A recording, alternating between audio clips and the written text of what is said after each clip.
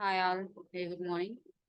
Today we are going to see a question that how do you locate elements on a web page using Selenium WebDriver? We commonly use locators to locate elements in a web page using in Selenium WebDriver. How we are identifying the locators? That is, by we commonly use by ID. The locators are ID, name, class name, tag name, by link test or partial link test, by export, and by CSS selector. Normally, when we are having a web page, we inspect each and every web element by right clicking on it, and there we go for inspect, and then by that we have a dome page, right? In the dome page, we are having a element for which element we are getting an inspection.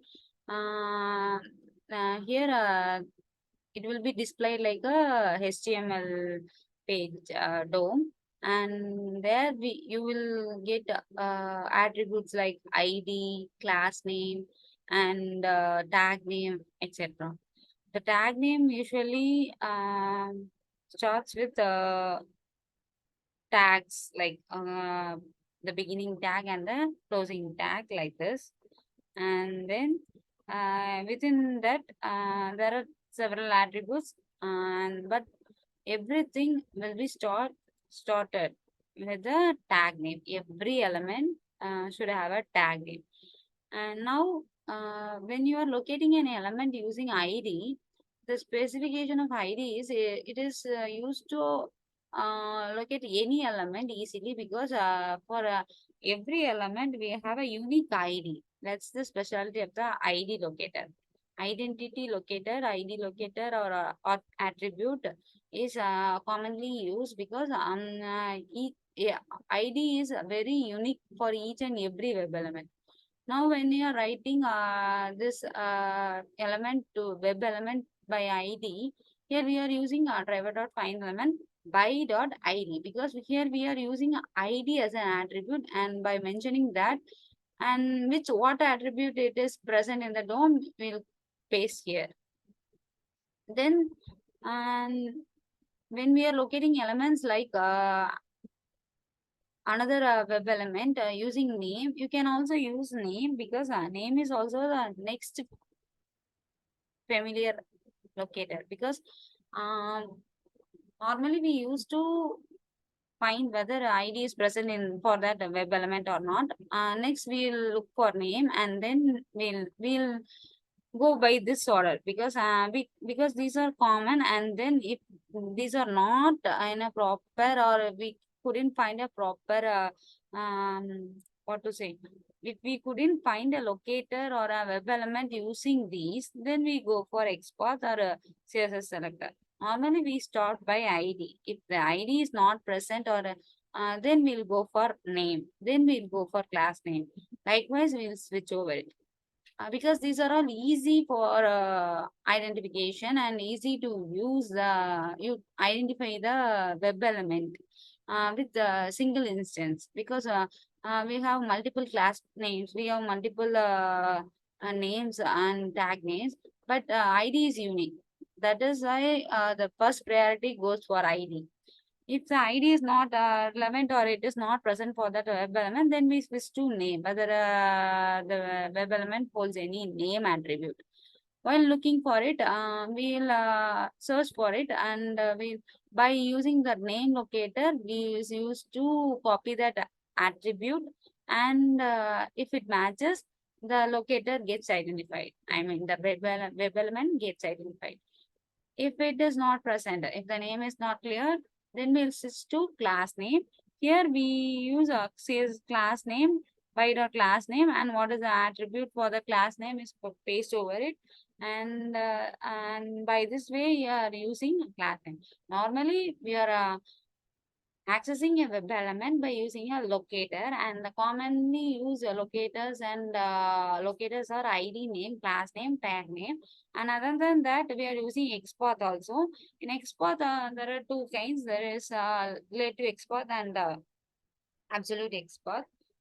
Here you can see that a double slash. If the XPath begins with a double slash, it denotes it is a relative XPath and that it starts from the current node. If it just begins with the, if the XPath, the syntax begins with the single slash, then it could be absolute. Absolute is nothing but starting from the root node. From the beginning of the page, it will start. That is the difference between the relative and the absolute exponent. And similarly, tag name, you can also use, you can also identify element or located by using a tag name. Here, specifically, tag name is mentioned, a tag or link tag, whatever tags we can mention. A tag is nothing but the anchor tag. By link text and partial link test, here you can use that link test and any word or attribute that commonly links that text. It link for identifying that particular link. The link test and partial link test you use to identify locator for a particular link. That is, link is to redirect another page. That can be identified or gets located by the link text or a partial link text locator. And partial link text means here you can use only the click. That is a partial word of the entire word. That is a partial link text. We don't need to enter the entire word or entire attribute. We just need to enter only the partial of that word. Okay, hope you all understood the difference between the link text and partial link text. Here you have to paste the entire attribute. If the link text holds an attribute like click here, you should paste here like click here. But in partial link test, you need not to paste like click here. We can only partially paste it here like click. And then XPath, you already know that it is a formal syntax by using a double slash, and the input is a tag name. And here you are forming a XPath by deriving at which locator, that is at ID or class name or anything, and you are basing like that. It is a formal syntax for the XPath. And we can also locate elements using CSS selectors. CSS selectors are commonly for styling. Here, the syntax varies little bit. Unlike XPath, it has a hash and some minor changes in CSS selectors because it denotes the font styling of the web page.